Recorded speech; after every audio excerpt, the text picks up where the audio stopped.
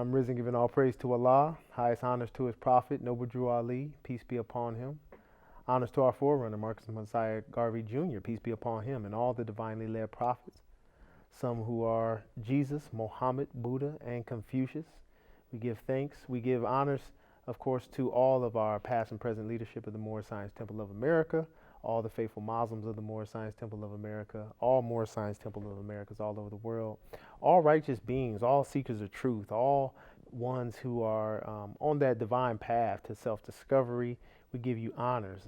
Thank you for being here with us at the Sheik's table. I want to give a special honors to my brother Grand Bey, who will introduce himself shortly.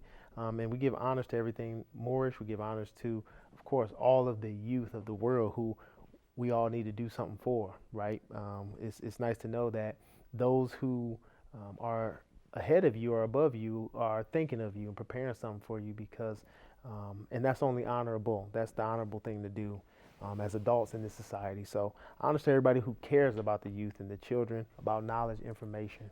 So Islam, I'm your brother, Dr. Bro J. Page Bey. Welcome to the Sheik's table. I'm the Grand Sheik of Moor Science Temple of America, number 27, right here in Fort Wayne, Indiana, founded by the noble and illustrious Prophet Noble Drew Ali. We got a special one here for us today because, as you've seen in other episodes, we've had guests, who were from all kinds of, different cultures and places. And today it hits home because I got a brother that is a member of the MSTA of A with me here, and he's gonna come and do, as we say, demonstrate a little something for us, and kind of give his experiences and talk about some of his experiences through the MSTA. He has a really powerful story. So we do this to educate, to edify, and help people to understand. There's a bevy of information and knowledge out here in the world. So I'll yield to our brother Grand Bey so he can introduce himself. Islam, praise Allah, honors to the Prophet. My name is Farag Rockman Graham Bey. I'm originally from Detroit, Michigan, Branch Temple 25, faithful member of the MST of A for over 35 years. I work also as a freelance paralegal here in Fort Wayne, Indiana. So I still keep my Detroit ties together as well as Fort Wayne, a new home, and just looking forward to acclimate myself into the bands of society as far as this community is concerned, and trying to uplift fallen humanity at the same time by teaching ones to be themselves. That's right. Like the Prophet had basically so gracefully did. When he was on this plane of things made manifest. So it's a pleasure for me to be able to be here at the Sheik's table, talking to Brother Page Bey, very young, solid, emotional, passionate, as well as educated young man. So it's always a pleasure to be able to, what they say, steel sharpens steel. Islam. So yes, of course, we're a pleasure to have you, my brother. Yeah. And I want to get into it because I really think about nationality when I think about your story. Right. Nationality is just one of that you run into any Moor. For those of you at home who haven't ran into Moorish Americans, you run into a Moorish American, he's going to talk about nationality, or at least, if y'all get into those kind of contexts of things. Right. And our big thing is that we are not Negroes, blacks, colored. We have to understand that there was a history for us before the times of slavery, and that those names were placed on us in the times of slavery, right. 1779. But why Brother Grand Bey's story is inspiring because he's dealing with a paradigm that happens within our community, where ones who are a part of an organization called the Nation of Islam, the Nation of Islam, which is if you read the history, was kind of a branch off from the Moor Science Temple of America, absolutely, so forth and so on. So I'm always interested to hear brothers who was in the nation who came over into the Moor Science Temple of America, absolutely, and what really inspired those happenings. Because it's when we consider a brother that's coming back from the Nation of Islam, as you heard I said back, it's like we're saying you came back home, right? Because absolutely. It's like they're so tied, and right. to come back to the Moor Science Temple of America and gain that piece of nationality is right. so very important. And we've been trying to figure these things out between us for a long time, the MSTA and the yeah, NOI and all that kind yeah. of thing. So, brother, how did that happen? How did you go from the Nation of Islam and then Mm, realizing, hey, the Moor Science Temple of America is where it's at? Nothing, I love the Nation of Islam, but mm, I was missing something. right. Islam. I guess it started with my parents. My father, he originally from Warren, Ohio.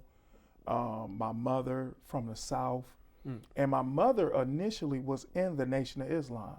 Mm-hmm. My father, he was more so, leaving Ohio to, seek success in Detroit because, Detroit, basically created like the middle class. Everybody is, fluctuating themselves into the big three. Mm-hmm. So my father, he ended up doing that. And then one day he see a beautiful woman or whatever. He said, hey, sister, how you doing? I'm going to take you on a date. And she said, you want to date me? You got to meet me at Muhammad's Mosque #1. So he, what is that? Mm-hmm. So they journey began. And then once they journey began to the Nation of Islam, my father, eventually he fell in love with it because, both of them was around, they were still alive around the time where Elijah Muhammad, was still living. So my mother, she was infatuated with Elijah Muhammad as well as my father. He infatuated with her, so Elijah came along with it. Yeah, right. They stayed they stayed married, for a multitude of years. And as a result of that, when I was born, they named me after Fard Muhammad, right? Which is Master Fard Muhammad. And, as a child, I hated it. And I think the reason why is because because my family called me Farad, which is the proper pronunciation for it. However, when I was in school, they always be like, Fard, Fard, Fard. So one day, we had a substitute teacher, and he had pronounced my name correctly. And I was so shocked because I was, in 6th grade or whatever. I'm like, man, how you know my name? How to pronounce my name. So he said, shh. He told me to be quiet. So I said, okay. So after class, he told me, that he was part of the MST of A. So I was, a little bit weary as far as the nature of understanding the complexity of it. I knew it was part of Islamic culture, but I didn't know how deep or, the MST of A was as far as historical content was concerned. Yeah. Then I had a cousin, Israel Bey. And he used to make me and my brothers, by the time we were 5 or 6 years old, he used to make us recite the Islamic mathematics. So we would stand on the crate and, go through the Islamic mathematics. And then he was the one that had kind of took me into the MST of A. And like I said, I appreciated everything, the tutelage that the Nation of Islam gave me because it came at some of the best parts of my life when I was a youth. And the disciplinary aspect that they maintain, the self-image of being clean, being upright, being independent, being fearless, relying upon the nature of who it is that they feel they're supposed to rely upon, which is the great universal creator, Allah himself. Islam. Because why, as we say in the MST of A, Allah is the best of planners. As I went on that Islamic journey, I was taken into the MST of A, and that was the first time in the MST of A that I actually heard about nationality. And right then and there, it caught my attention because, when you going through Islam, sometimes you just going through the phases. Yeah. And, you doing it, not because you might not like it, but then at the same time, you're trying to appease somebody that's taking care of you, keeping a roof over your head, clothes on your back, food in your mouth. Yeah. So as a result of that, I never wanted to disappoint my parents, by going from one Islamic organization to another one, Yeah. And so, I talked to them about it. They were happy just to say, boy, as long as you're a Muslim, all is truly well. So I'm like, okay, cool. So then when I went into the MST of A and I started learning about nationality, I said, I said to myself, and as we discussed previously, it was a great thing to have nationality. And then if you have something that great, why would it be taken away? Mm-hmm. If it didn't mean nothing, it didn't stand for anything, if it didn't hold any particular type of weight from a global scale, then it wouldn't be taken away from you. So something as simple as nationality, being able to identify yourself with a particular set of people, Yep. as well as a divine creed, which puts you up under an umbrella of a belief system, and as we say in the MSTFV, belief is lost in faith, faith is lost in fruition. Yep. So to be able to go through that journey and understand the magnitude that I'm not a Negro, black, or colored folk, or Ethiopian, something that is divided, Yeah. and that I have a nationality, and that is Moorish American.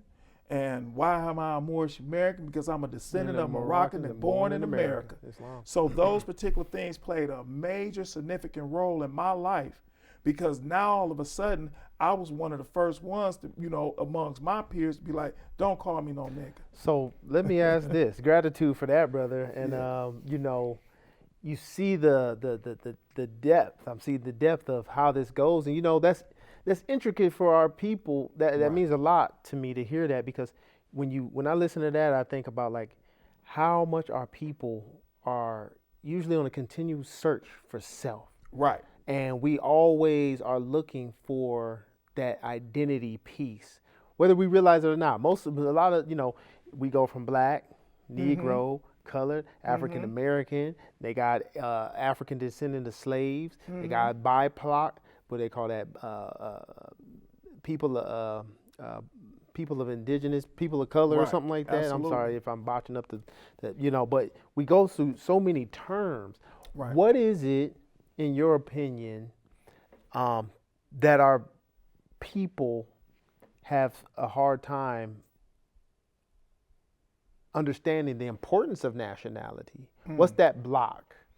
I think the biggest block, under my opinion, is the fact that we have major trust issues. And when you're dealing with major trust issues, then you suffer an identity crisis. So a lot of our people, are so keen with drawing towards trends and what's trendy because of the trust factor, and saying, no, I'm going to stick with the truth, the whole truth, and nothing but the truth. We have a saying in the Quran, man's God today, tomorrow is not God. Yeah. So we are a trendful type of people. And then on top of that, we are untrustworthy in the aspect of what those things that had transpired to us during the time of slavery. So that kind of broke our will to be able to choose, because that is the greatest gift that we was given, was a will.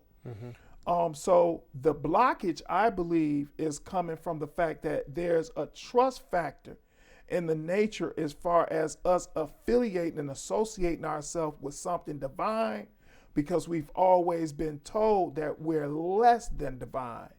And as a result of that, we'll hinge on ourselves or acclimate ourselves into words that allude to slavery. So, we play a significant role in that, as far as even making up nicknames. And so we didn't understand the power behind the name unless we lived up to a certain particular type of status or a certain particular type of ideological scope on how it is that we want it to be viewed. So that in and of itself is a major factor in when you telling somebody, hey, you know what, you're not black, you're not a Negro, Right. you're not colored, you're not Afro-American, you're not African American, you're not a coon, you're not a shine, you're not a monkey. You're not none of these names that allude to slavery, because number one, you have to recognize that even when from a biblical standpoint, it said you were made in the image and after the likeness of God. And see that right there, because you talked about trust, Right. and like trusting each other is a big factor of that too. Right. Like most people who hear this of our people, they're hearing it from one of us, Right. and so there's a weird situation that is going on, or a strange situation, should I say, that he don't trust himself. He not trusting you, Right. Because, as you said, the image of God. If you don't see yourself as that image of God, and you see yourself only as that slave or that former slave, Absolutely. even subconsciously, because that's the story they give, then it's hard to accept that from your brother. And then that goes into that other thing, like you said, trust. So why would I trust you when you just a slave? When you Right. when you Right. just whatever like me. Now I'm not saying that they come out and saying that outrightly. Most so-called black people try to be pro-black to a certain degree, but Absolutely. I think that if they don't recognize those latent parts of self that haven't been addressed, if they haven't reflected properly, those subconscious impressions of I can't really trust you, Right. because you are a slave like me, Right. kind of, because, and the reason why I say Because this I'm is looking at myself. I'm looking at myself in a derogatory manner. in a derogatory manner, but here go the kicker. Right. If you notice, I've talked to many Europeans, so-called white people, about this, and when we talk about it, they either know, they'll agree, they acquiesce. That makes sense. Yeah. You know what I mean? Absolutely. And then there's no more me needing to convince them of who I am. Right. Once I tell them I'm a Moorish American and give them a little brief history, they like, that makes sense. I get it. Right. But a But lot you of gotta times, remember yeah, that from the earliest aspect of their thinking process, they are taught and reared to have an immense level of respect and pride and trust in nationality. So you rarely hear Europeans run around with the so-called white man say, I'm a white guy. No, I'll be like, man, what's your nationality? And they'll say, oh man, my mother was German and my father was Irish, or I'm French, or I'm Dutch. And they take pride in that. And on top of that, they do what's necessary for them to do in order to be able to be recognized as such. Because one thing that you're not going to do is you're not going to defraud them or defranchise them out of having some particular type of historical content when it comes to history. And so as a result of that, they pride themselves, just like all the other nationalities and individuals that walk on this plane of things made manifest, which we call the planet Earth. They're not going to allow for you to disfranchise them as far as their nationality is concerned. Whereas the original, we take pride in the latter. We want to go into situations where we don't want nationality to play a significant role unless it is utilized in a monetary aspect, because we caught up in this day and age, or what we always been caught up in, is sensationalism. So, there's no bright lights and big cameras when it comes to me just simply saying I'm a Moorish American. Where's the fame? Where's the glory? Where's the essence? Where's the wealth behind just, having a nationality? That's how we think.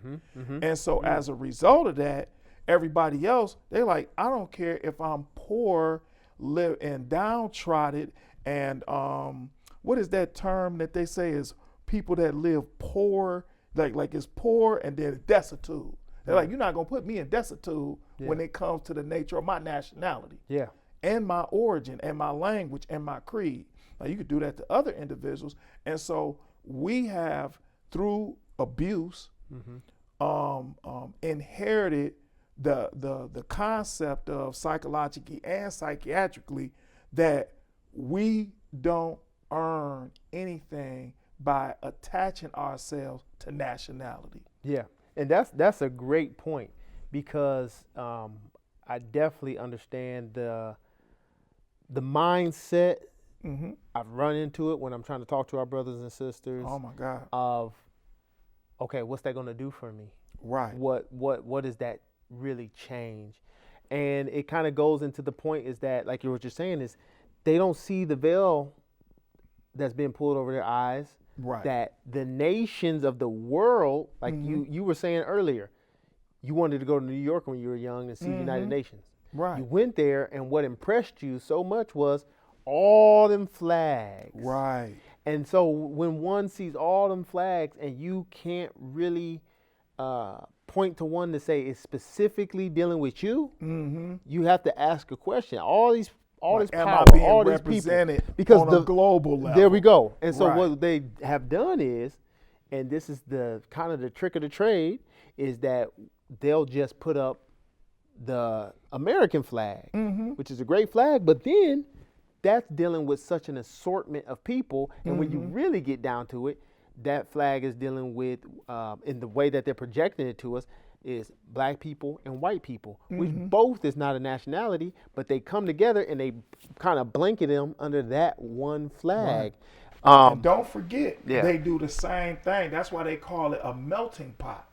Because sometimes when you look inside the pot and the ingredients of it starts to melt, then you can see some red. So what they start doing across the board, color coding. Oh, the Native American, red man.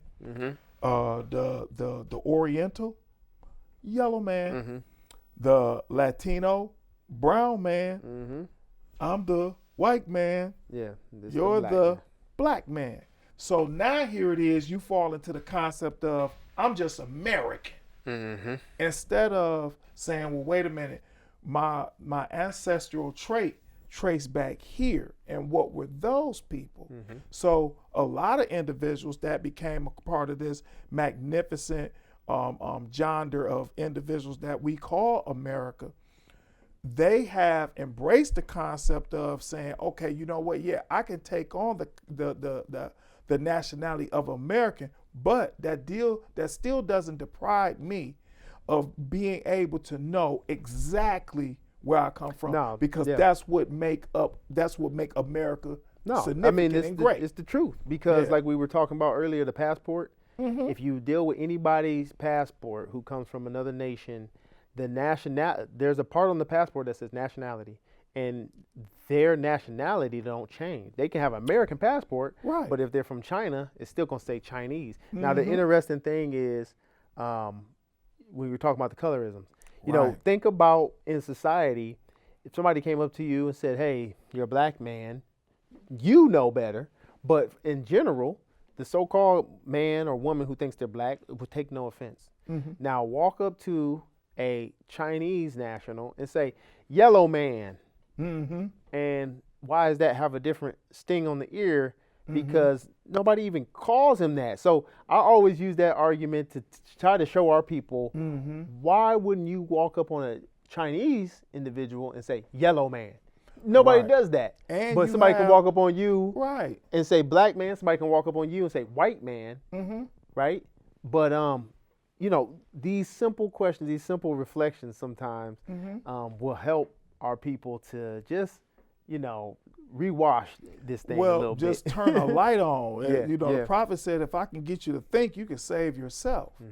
So when you're asking somebody to do something in an intelligent tone, you're going to get a favorable reply. And you're going to say, hey, look, you've never walked up to the Native American and said to the Native American, hey, red man. Right. You've never did that. No. Because you know in your heart that that's being, you know, disrespectful, rude, and inconsiderate. Right. And then we see nationally, they made the Washington Redskins take their symbol off their hat. Right. Like, this is how much it means. Right. This is how much this means to me. Right. That you're not going to defraud or defame or disenfranchise me from being who it is that I am. Right. And my God-given ability to be able to play a significant role in the proper capacity. Because I want to play a role. I ain't telling you I'm leaving. I just want to say that I want to be recognized by my historical peers, contributions. Absolutely. You know, who I am, what I've done. These are all very important. You know, and hey, when Black History Month come around, and there's you know, all these different inventors and jazz musicians and stuff, and I'm like, that's great. We had no equivocations. That's right. Man, let's get to the skinny of it. Let's talk about pyramids. Right. You know what I mean? Let's talk about algebra. Right. Let's talk about the things that civilization itself rests on. Right. then we can be talking about some of our history, but we can't do that as a black because little unbeknownst to popular belief, there was no black man 2,000 years ago. Nobody called themselves a black man. Now, he might have been called that, derogatorily in the language of certain cultures and customs and stuff like that. But when they did that, they used black to mean an inanimate, soulless object. Absolutely. So, that's not I. And, our prophet has a famous saying where he says, nationality is the order of the day. Right. And I just always wondered, is this bigger than we may be paying attention to? And the reason why you said, like we were talking about in Sunday school, why does everybody else have one if it's not important? If it's not important. Why does everybody else around the world, those flags at the United Nations, have one if it's not important? They can't sit at that table if they don't have one of them flags. And you're going to recognize not only the flag, but you're going to recognize the language. And that's another thing that plays a significant role, because just imagine if we was able, because they said like, I think 80 to 90% of the national language in the continent of Africa is Swahili. So just imagine how much we can keep people out of our business when we have personal conversations with one another and just switch to Swahili. Oh man, you talking? Look, don't give me. That's going to be part 2, because we can get into some of the baseline Moorish languages. Absolutely. Amorosium Latine, when we spoke Latin, all these kind of things, we can get into it. But our time is upon us, but I do want to read this real quick. Okay, go ahead. Because I want to give the prophet a word, and I want to, because I finally got one of my brothers here with us, I want to make sure that we keeping it Moorish in the sense that we want people to understand what this divine movement is about. We're not here to just berate, and we're not going to take something from you without giving you something back. We're not going to tell you you're not black and not tell you who you are. You're Moorish American, and if you are of Chinese, Japanese, South American, many different cultures, you're really what we would call an Asiatic, which of the Moorish races essentially, and the skin complexions go from light olive to all the way dark black olive almost, because we are a very diverse people, and you can't judge a Moor by what they look like. You'd be burnt up, the prophet said. Right. Praise Allah. But I want to read this real quick so we can come to an understanding. The voice of the prophet. This is from the prophet Noble Drew Ali, and he said, if you have race pride and love your race, join the Moorish Science Temple of America and become a part of this divine movement. Then you will have power to redeem your race, because you will know who you are and your forefathers were. Because where there is unity, there is strength. Together we stand, divided we fall. Come, good people, because I, the prophet, sent to redeem this nation from mental slavery, which you have now, need every one of you who think that your condition can be better. This is a field open to strong men and women to uplift the nation and take your place in the affairs of men. If the Europeans and other nations are helping me, why not you? It is your problem. The Negro problem is being solved only as it can, and that is by the Moorish National Divine Movement. If you have a nation, you must have a free national name in order to be recognized by this nation as an American citizen. This is what is meant when it is said, seek ye first the kingdom of heaven, and all things would be added unto you. Islam, by the prophet Noble Drew Ali. So what I do with my guests before we close out, I always ask them to tell us what their nationality is and go into that a little bit. So that's what our whole show is about. Yes. But brother, what is your nationality and what does it mean to you to be a Moorish American? What's your culture, your custom, Islam? My nationality is Moorish American. It means everything to me. I wear that as a badge of honor. I'm dignified to be able to walk around with, on my holy day and on my Sunday school days with my fez on. I love being a card-carrying member because, Prophet told us not to flash our nationality cards. It causes confusion. But sometimes you just can't help yourself when you got like a gold card. It has the same texture as a gold card or a black card, so to speak. To be able to, to show someone that you not part of the status quo, and that you've been able to enlighten yourself and season your mind with the maximum of truth. And for me, that is a great, significant thing to be able to do, and to be able to, pass that down from generation to generation. I might not be able to pass you down some Maseratis or some money or anything of that nature, but I can give you some insight on who you are, where you come from, and what your purpose should be in life. So for me, having a sense of direction as far as me understanding who I am, where I come from, and what direction I need to be actually executing that name of Moorish Science Temple of America, and that name of Moorish American, and that name or behavior pattern of a Muslim. That right there in and of itself is more precious than anything that I can ever even imagine, and inspiring me to do great and prosperous things. That's right. Maybe if I meet President Obama, then I have it'll be like, I got a nationality card, but I met Obama. Yeah.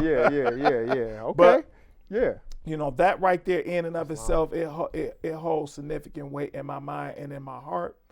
And I'll continue to always be in a situation where I propagate that.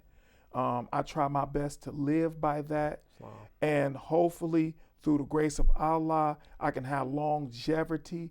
And so when Allah cut that cord and I sail on smoother seas, Islam. I just want to be able to be known as a Moorish American, but even more importantly, as a good Muslim. Islam. Praise Allah. Thank you for that. Allah. Remember, if you don't know where you come from, then how can you know where you're going? Right? So you need to know where you come from to know where you're going. Brother Grand Bey, thank you so much for joining us here on the Sheik's Table, man. Muslim, it was a pleasure. We definitely gonna have to have you back on. Yes. And as we say, love, truth, peace, freedom, and justice. We wish that everybody enjoyed this show that we have produced here today. Much powerful information. Do your research, and until we see you next time on the Sheik's Table, may Allah bless and protect you and carry on back to us again. Islam. Peace and love.